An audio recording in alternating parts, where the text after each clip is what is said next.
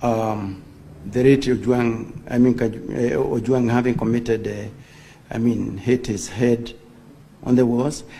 I think, as I said from the word go, we allow the IPOA to investigate, and they are going to give us concrete answers. Because I have already indicated that in the subsequent media briefings that I did, that situation was actually corrected.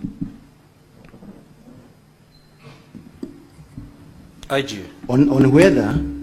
IG, you need to respond to that question in a better way. This was the question by Senator Ojwang, that through your official communication, the first information you put out there to the public was that the young man had hit his head against the wall and therefore died. Later on, after the autopsy was carried out, it was found to be totally different. The question that the senator then rose to ask was, would you, having put that communication to the public that the young man hit his head on the wall and died, would you withdraw that particular communication and proceed to apologize to the nation? That was the question the Honorable Senator asked.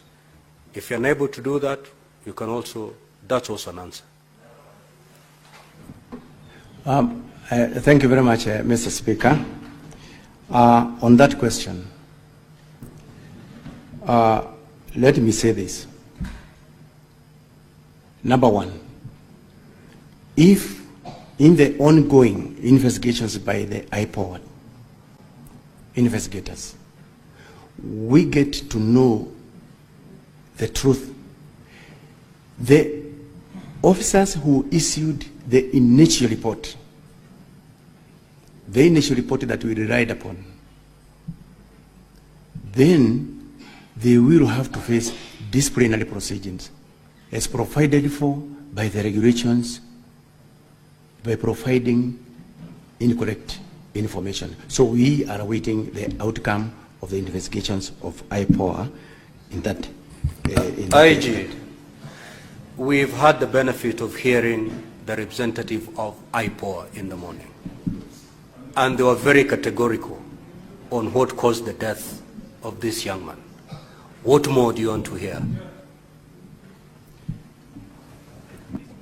Mr. Speaker, sir, from what we have heard here from the IPOA, although we have not yet gotten that report, we will proceed on and take appropriate measures on the officer who gave the primary report on that material day.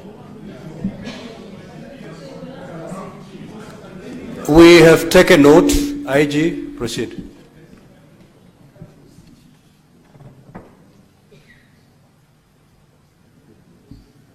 Then there was also the second question.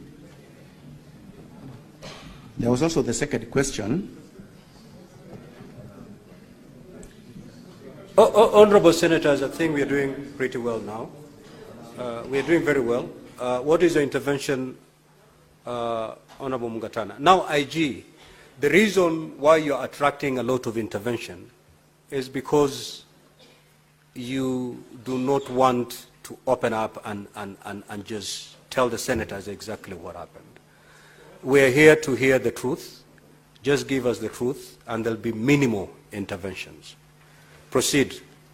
Mr. Speaker, I have a lot of respect for the current IGP, in fact, a very professional police officer, but I wanted to remind him, the Constitution has given us, under Article 238, the principles of national security.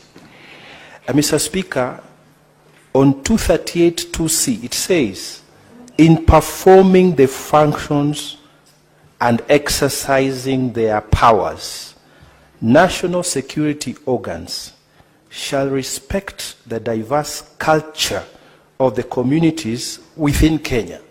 And Honorable Senator Ojwang has said, to imply suicide from his cultural background, it is attracting a huge stigmatization of that family. So I'm inviting the IGP to offer an unconditional apology to the Senate in view of the post-mortem report that has been made public. And then we proceed, Mr. Speaker.